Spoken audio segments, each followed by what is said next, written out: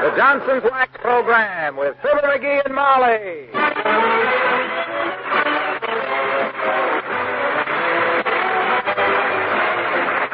The makers of Johnson's Wax and Johnson's Self-Polishing Glow Coat present Fibber McGee and Molly with Bill Thompson, Gail Gordon, Arthur Q. Bryan, and me, Harlow Wilcox. The script is by Don Quinn and Phil Leslie. Music by the King's Men and Billy Mills Orchestra.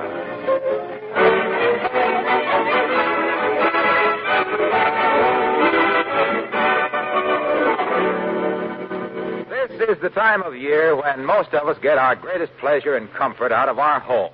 With winter coming on, it's especially pleasant to sit in a warm, snug, attractive room and read or talk or listen to the radio. Now, you can add to your enjoyment of these evenings if you make your rooms more beautiful with Johnson's Paste Wax. Your living room, for example. It's a much more attractive place to be if the floors have a polished wax luster. And the beauty that you give your floors with Johnson's Paste Wax is a beauty that lasts.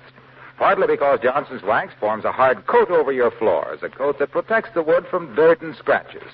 And partly because a waxed and polished floor is so easy to clean. Dirt comes off that smooth surface with a few strokes of a dust cloth. Next time you go to the store, ask for Johnson's Paste Wax. Let it make your house a warmer-looking, richer-looking, pleasanter place to live in during the winter months ahead.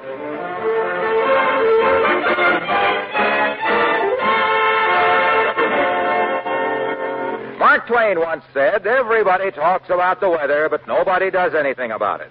By the same token, a lot of people talk about early Christmas shopping, but how many do anything about it? Well, we can name two, Fibber McGee and Molly.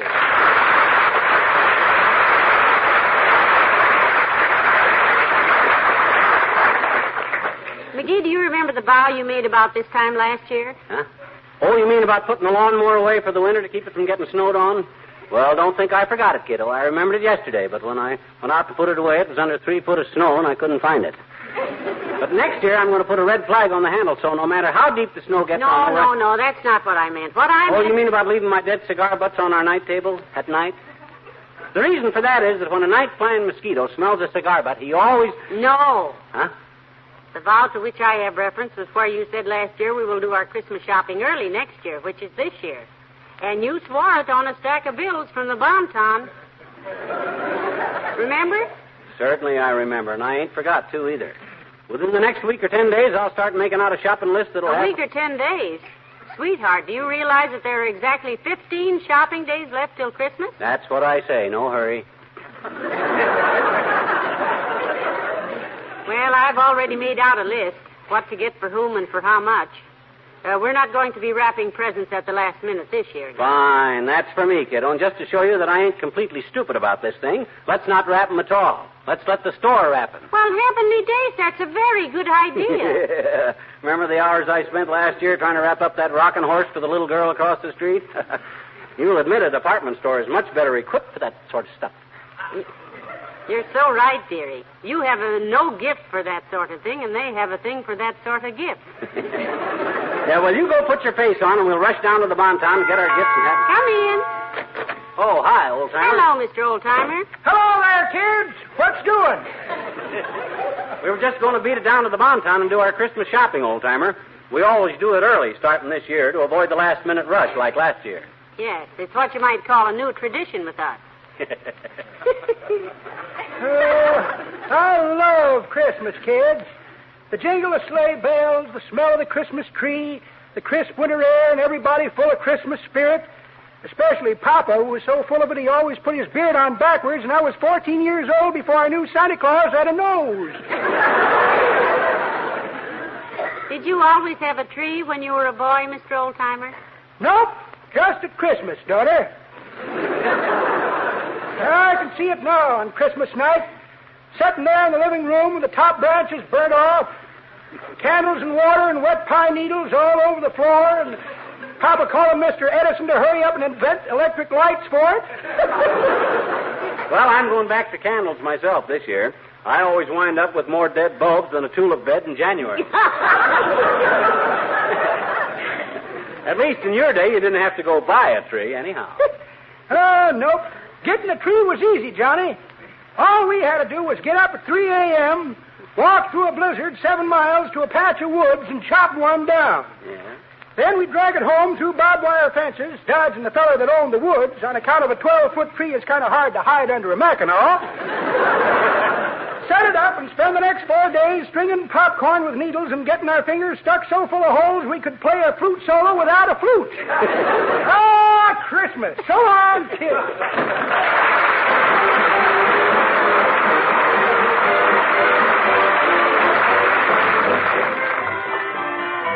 The King's Men sing... Only 15 shopping days till Christmas, still have lots of time. I've decided to skip this year, I won't spend a dime. Only 14 shopping days till Christmas, gee, that's not so long. I'm just sending out cards this year, then I can't go wrong. I'll have to buy one little present for Aunt Sarah that can wait a while. Lots of time to choose, what have I got to lose? Still got 12 more shopping days till Christmas, gee, but it's a bore. Let's see, 12 days, that's not bad, still got plenty more. Take your time, what's the rush about? Stop that hurrying, stop that worrying, hurry and worry is out. All you gotta do is make out a list, decide upon the price to pay. All the dither and the bother and the lather and the pother will be done before Christmas Day. Trust me, I'll be ready then. Don't tell me that's old Santa Claus coming again. Monday, Tuesday, Wednesday, Thursday, Friday, Saturday, yipe! Only 5 more shopping days till Christmas, better go buy a tree. Must get Mama that new fur coat, she'll be mad at me. Only 3 more shopping days till Christmas, lots of things to buy. Sure, that started in weeks ago, how the time does fly. Almost forgot to get that streamlined train for Junior. Where's my shopping list? Molly and Tony and Michael and Fred, a dolly, a pony, a cycle, a sled. Hear me calling Santa Claus, I need your help because there's only one little shopping day till Christmas. Now it's almost here. That old feeling gets in your hide, comes a stealing up here inside. Now I'm sorry that Christmas time comes one year. A Merry Christmas and a Happy New Year.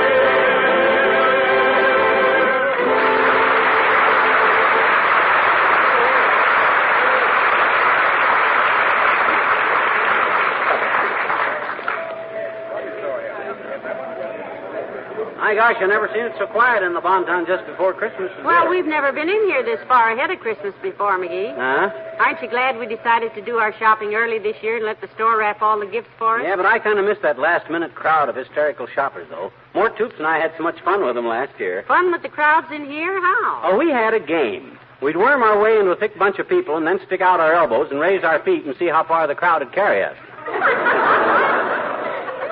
I'm the champion. I got carried from sporting goods on the main floor to girdles on the third and never dropped my feet. Poor Mort was... Pardon me. May I help you in any way? I'm Miss Travis. I'm a shopper. Well, for goodness sake, so are we. It's a small world, isn't it? Meeting a shopper in the Bonton is like meeting a sailor in the Brooklyn Navy Yard. What I mean is I'm a shopper for the store. Oh. I help people select gifts and things and make suggestions. Well, I got a suggestion. McGee. Well, my gosh. We're perfectly capable of doing our own shopping, aren't we? Personally, dearie, I think it's very nice of Miss Travis to offer to help us. You know, I never have been able to think of a gift for Mrs. Toops. Well, try it on the shopper here. Look, sis, if you were fair, fat, and 40 and had 5 kids, what would you expect for Christmas? The screaming memes, followed by 3 weeks of scraping candy out of the carpet. Well, let's put it this way. What would you want? A month in Bermuda with Gregory Peck. Oh, come on. Well, I was thinking of maybe a nice handkerchief, Miss Travis. Have you any suggestions along that line? Oh, yes, indeed. We had some lovely Swiss imports. Just step over here with me. Want me to come along and help you, kiddo? No, thank you, dearie. The only Swiss imports you know anything about is full of holes and you make sandwiches with. You browse around. I'll be right back. Okay, Snooky, I'll look for something for Wilcox. I wonder what Junior would like. Pardon me, sir. Have you been waited on? Huh? Oh, hi, Bud.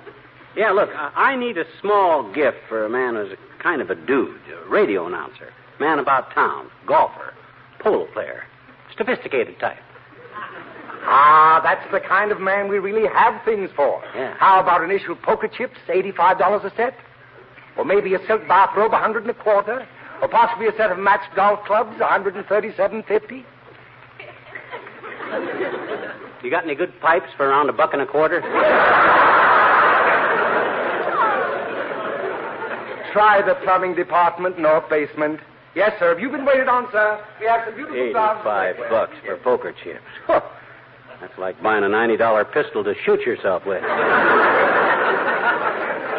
gosh. Oh, hi, Molly. You got back quick. I've learned by experience not to let you out of my sight for long on a shopping trip, sweetheart. Yeah? What did you buy that we couldn't afford? Oh, nothing yet. I'm just snooping around trying to find something for Wilcox. Arlo Wilcox? Somebody mentioned my name? Oh, hi, Junior. Hello, Mr. Wilcox. Yes, I was just saying I thought I'd seen you come in the store. Incidentally, Junior, you still play polo? No, gave it up years ago. Why? My horse got the heaves. Oh? Kept heaving me on my head. Well, give me that Christmas list, Molly. I want to scratch that horse off it. Oh, now, look, fellas, gee whiz, you mustn't go to any Hey, trouble. Junior. Yeah? What's in the package? This? Oh, gift from my wife. Oh? It's a hand-tooled leather box to keep her love letters in. Her love letters from you, I presume. Sure. Here's one I brought along just for size. No kidding. Hey, let me read it, Junior. I'll bet you were real poetic. McGee! Huh? For goodness sakes, why should you read other people's love letters? Have you no sense of personal privacy? What's privacy got to do with love? Ever see a park bench with a wall around it? Yeah. Where do lovers carve their initials? On the biggest tree they can find. Yeah, but... Why do they put diamonds in engagement rings? So they won't be seen? Yeah, but what that got Come to do... on. Come on, Junior. Let's see the love letter. You don't really have to, Mr. Wilcox. Himself here is nosier than a swordfish. Oh, I don't mind. Listen to this. June 3rd, 1935. Dear Spaniel Eyes. Spaniel Eyes. How'd you two spend your honeymoon? Chasing cats? Now, you be quiet, McGee. Dear Spaniel Eyes, I sold 32 orders of Johnson's paste wax today. That's a love letter? As I have so often told you as we sat there in the moonlight on the loading platform of the Johnson warehouse, and you held my hand, the very hand that today took 32 orders for Johnson's paste wax. Now I know why Juliet got her heart broken. She found out Romeo was a fuller brush man.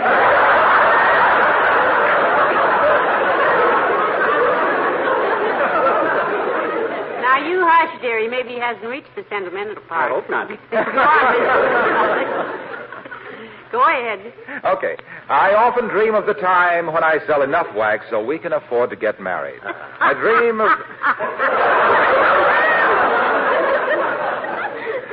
of you and me in our own little cottage. Me in my smoking jacket and slippers. You're going to catch cold sitting around like that, kid.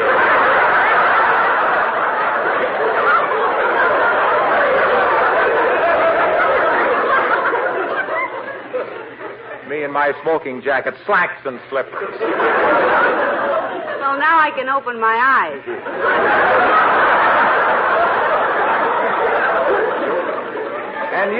And you, dear, in your pink house dress, adding a rich, warm, mellow luster to our furniture with Johnson's paste wax. The best of all possible ways to protect and beautify wood floors, furniture, and woodwork. Good. I'm glad my little wifey uses Johnson's paste wax because it's so long-wearing. And because someday we may have a little... Well, the rest is personal. Hey, Waxy. Yes, pal? I do hope we aren't delaying you, Mr. Wilcox. Oh, no, not at all. In fact, I'm just in time to meet my cousin, Big Brassy Wilcox, at the doctor's. Not Big Brassy Wilcox, the golf pro. Is he your cousin? And what happened to him? Well, he tried to show his wife how he could drive a golf ball off her forehead. Yeah? Broke her nose and the front window, and she got up and said, "You need a stooge like you need a hole in the head," and she picked up a number 3 iron and gave him a hole in the head. See you later, friend.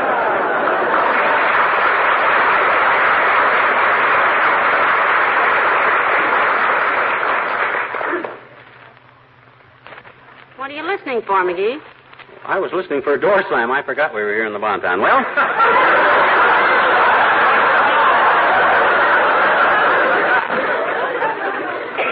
so quiet in here this year. Well, who's next on the list, kiddo? Dr. Gamble. Oh. We decided we could spend up to $5 for his gift. Oh. How about a nice shirt for him? For Doc, are you kidding? You can't waste a $5 shirt on a guy that always looks like he'd got dressed in an upper berth with one arm in a sling. My gosh, if you... Oh, here comes Wallace Wimple. Hi, Wimp. Hey, Molly, here's Molly. Well, for goodness sake. Hello there, Mr. Wimple. Hello, folks. You doing some Christmas shopping, Wimp? We got smart this year ourselves. No, I'm just looking for a going-away present for a friend of mine, Mr. McGee. Oh. He's flying down to Miami for the winter season. Flying to Florida. Isn't that wonderful? I didn't know you had friends like that, Wimp. What is he, a millionaire? No, he's a sparrow.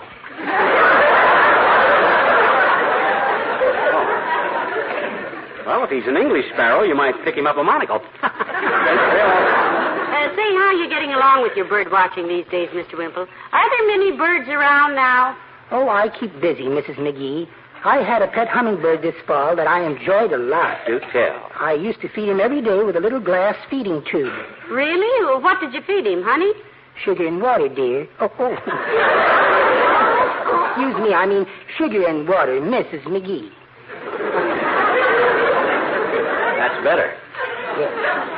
One day, though, I put a few little teensy drops of apple cider in his water just for fun. Mm-hmm. Oh, it was terrible. Made him sick, did it? No, he just took a big drink of it and did 2 outside loops and a ring over, whistled at a lady woodpecker on a telegraph pole, and the last I saw of him, he was chasing a constellation toward Chicago.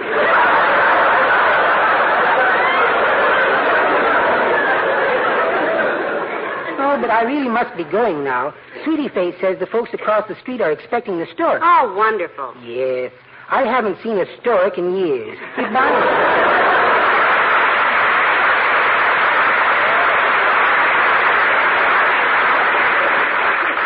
Great little guy, Wimple. It's too bad such a fine-grained fellow is so henpecked, but maybe that's why.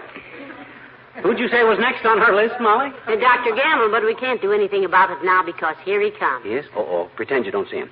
Hey, clerk, about that 12-gauge shotgun. It's for a friend of mine. That fine shotgun, yeah. Price is no object, see? He's a doctor, and he's used to fine things, see? So the best is none too good for him. So if you say this is really a fine shotgun, hi, Doc. I didn't see you coming. Hello, McGee. Hello, my dear. Hello, Doctor. Sorry if I interrupted anything, my boy.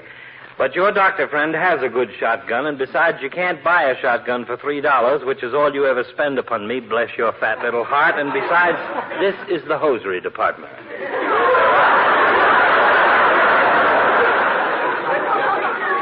Well, I was just kidding anyhow, bedside boy.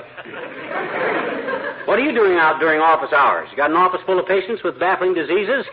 Not that you could diagnose anything more serious than a large cinder and a small eye. Now, you know better than that, McGee. Didn't you read where Dr. Gamble has just been elected president of the State Medical Association? Well, my gosh, that was inevitable. The best man for it, huh? No, he counted the ballots.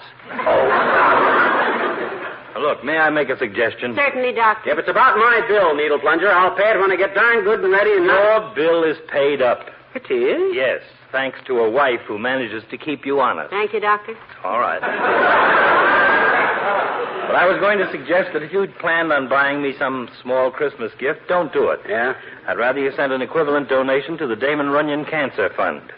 Friday's Damon Runyon Day, you know. Oh, that's a wonderful idea, Doctor. Where do we send it? We send it care of Walter Winchell, New York City. It'll get there all right. How about it, Lumberbrain? That's a swell idea, Doc. I'll even send it in your name. Well, in that case, let Molly sign it so they can read it. Now, if you don't mind, Fatso, we'll proceed with our Christmas shopping. We're shopping early this year and letting the store do all our wrapping, Doctor. Good idea, don't you think? Whose idea was that? Mine. Well, I guess it was McGee's at that. No, I think it was Molly's. No, Doc. dearie, I'm sure Don't you remember, kiddo, I was standing there in the living room and you were in the doorway? No, I was in the living room and you were in the doorway. Well, anyway, you said, let's do our Christmas shopping early. So you see, Doc... Oh, he's gone. Doesn't care for debates, I guess. Yeah. Well, let's see your list, dearie. Oh, yes, Billy Mills. Now, let me see. Do you suppose he'd like a harmonica? Could be.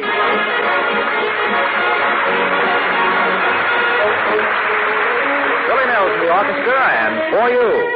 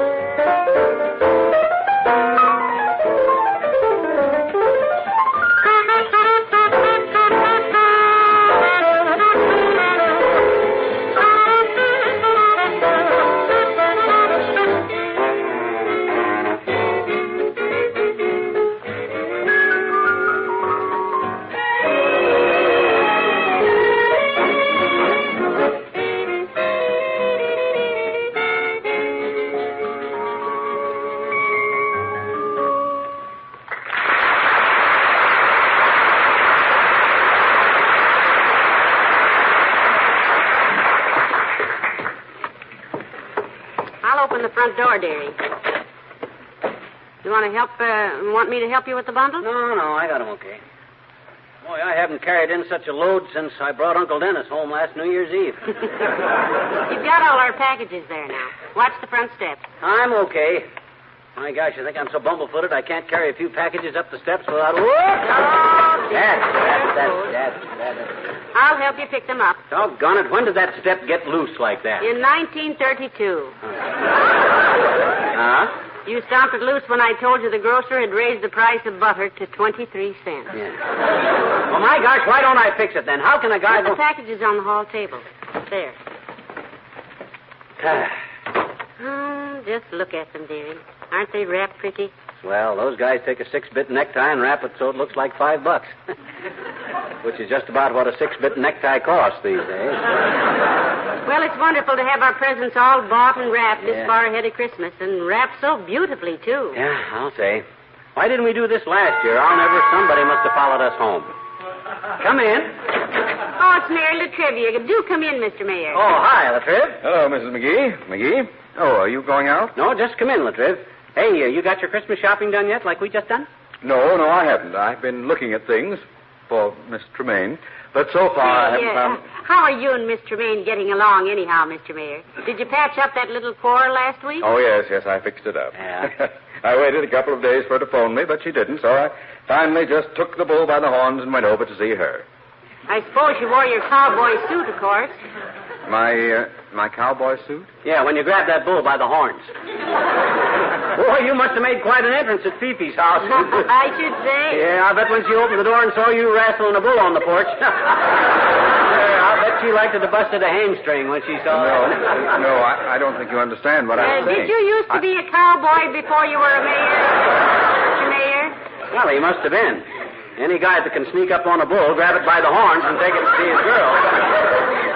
Yeah, he must be a regular South American Groucho. My gosh, I did not sneak up on anything. Look, I merely said... Maybe he didn't have to sneak up on it, McGee. Probably it was a pet. Lots of people have pet bulls, Even so, they're tricky. I mind one time I grabbed a bull by the tail at Uncle Sycamore's ranch and hung on for 10 minutes. It was a dead bull, of course, or I couldn't have never done it. Hey, was that a dead bull you took to Fifi's house, Latrivia? Of course not. Well... Why would I call on Miss Tremaine with a dead bull? That's ridiculous. Just a thought. See, how long have you had this pet bull, Mr. Mayor? Did you raise him yourself from a heifer?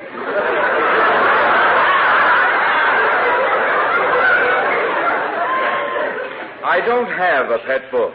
I said nothing about taking a bull to Miss Tremaine's house. I did not take a bull anyplace. Is that clear? It is to me, boy. When you grab a bull by the horns, you don't take him anyplace. He takes you.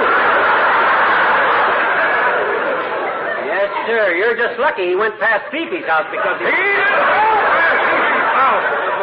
Fifi's bull. Fifi's bull. I mean, he took me. I took the horn. Bull. Now, Mr. Mayor, let's not lose our tempers, please. Santa Claus is listening these days, you know. You don't have to holler at us just because you're a little mixed up. Look at All right. Now, look. Yeah? When I said I took the bull by the horns, I was merely using an old, familiar approach to the subject. And I'll bet the approach is important, too. You betcha. If you approach the subject from the left, that gives you a right-hand grab for his horns. And once you got the bull by the horns... Horns! When I said I hooked the bull by the barn, the horns, I didn't mean... You were the one who said I feed the bull to take Fifi. Feed the bull, Fifi. Bye-bye, Foo-Foo. Fifi! You always trying to do something. I never said it. You were the one who...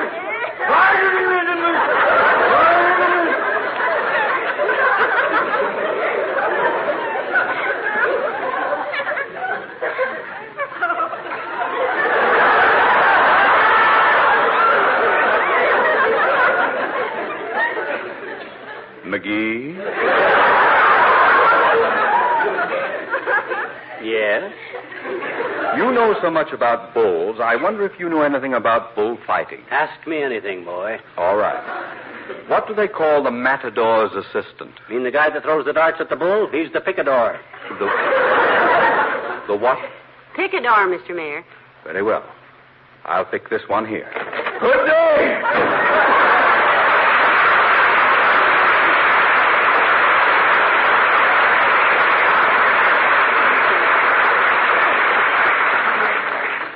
Great kidder, Latriv. Always trying to mix me up. Look, let's put away these Christmas presents, sweetheart. Okay, boy, it's great to have this job done. Yes, let's tag them now and put them in the closet till Christmas Day. I'll start writing out tags. Well. Hand me Harlow Wilcox's gift first. I've got a card right here. Okay, let me see. Harlow Wilcox. This must be Junior's necktie right here. No, I think that's Doc's socks. Oh, Doc's socks are pretty loud, and this is kind of a quiet package. Maybe this is the billfold. We bought more tubes. Let's see. Harlow Wilcox. Hey.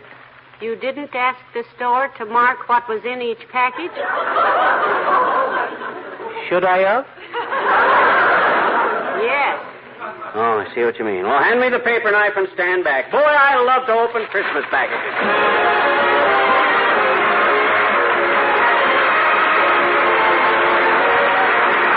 You know, your living room rug and your living room floor are, you might say, partners in beauty, because no matter how expensive a rug is, it can only really look its best when the wood floor bordering it has a clear, polished luster, the kind of luster your floors have when you use Johnson's Paste Wax. Johnson's Paste Wax, you know, also makes it easy to keep your floors glossy. That tough coat of wax protects your floors. That's one reason. And another is it's so simple to clean a waxed surface. Save yourself work and save your floors with Johnson's Paste Wax. And after you've applied it, notice how the glistening finish of those polished floors sets off the beauty of any rug in your house. Johnson's Paste Wax. Now, if you'd like to give your best friend a practical gift this Christmas, present her with the new Johnson Beauty Floor Electric Floor Polisher. She'll remember you as the person who made it possible for her to have a brilliantly polished floor in a few seconds. See your Johnson dealer about the new Beauty Floor Electric Polisher.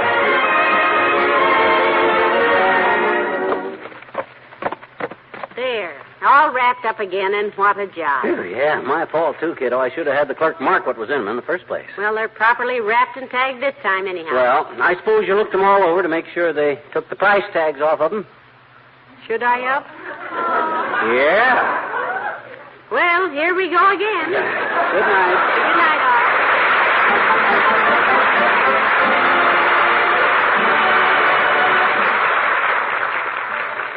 This is NBC, the national broadcasting company.